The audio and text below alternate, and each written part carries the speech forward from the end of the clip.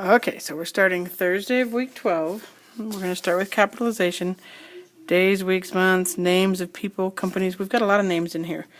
E.B. White is a name, so E should be capitalized. B, it's his initials, just like J.D. White. It's actually, I think E.B. White is a woman, I think, but I could be wrong. Actually, I think it's a man. I get confused. Who wrote the book, Stuart Little? Well, that's the name of a book, so that should be capitalized. I don't see any other names, brand names of products, names of, nah. I think we're good on capital. The word I, we didn't have any. The first word of each sentence, it was a name. The first word of a quotation, I didn't have any. So we're good. Semicolons. Joining two independent clauses, I only had one.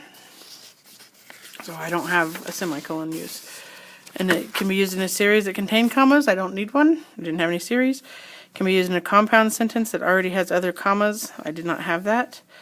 Apostrophes to make words possessive. E.B. White, who wrote, I don't have any possessive words in there. We don't make them plural, so yeah, we're pretty much done with that. Underlining and italicizing. They mean the same thing, remember that. We underline or italicize the name titles of long things, newspapers, magazines, CDs, novels, or books. So the title of the book, Stuart Little, should be underlined because it's the title of a book. Ships, planes, trains, italicized foreign expressions, we did not have that. There are no need for quotation marks anywhere. So now we look for the comma rules. If you have an adverb dependent clause followed by an independent clause, we did not have that. An independent clause, no comma, adverb dependent clause, we did not have one like that. We don't have an independent clause linked with an adverb dependent clause.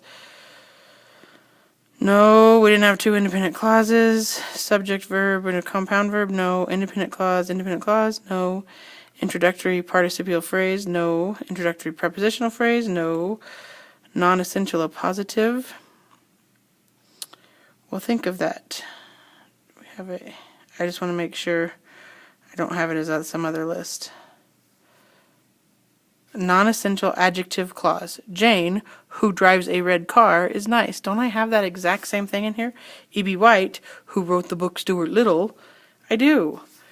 So they put commas around the part that you can take out. Remember, this is a really important grammatical thing.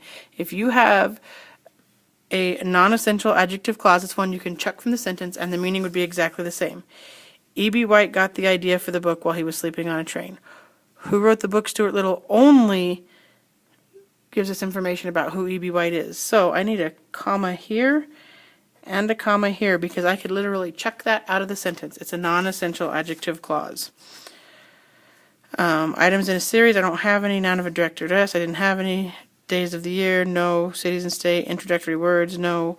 Interrupters, no. Some people a lot of times want to put a comma right here. He wrote the book, Stuart Little. You do not need it. That's what the underlining is for. If you didn't have these commas, if it were just, I wrote the book, Stuart Little, possibly, but even then the commas would make it sound weird. So we've got all of that. The only thing we don't have is the end mark. So we need a period at the end. Okay? And we are done with Thursday.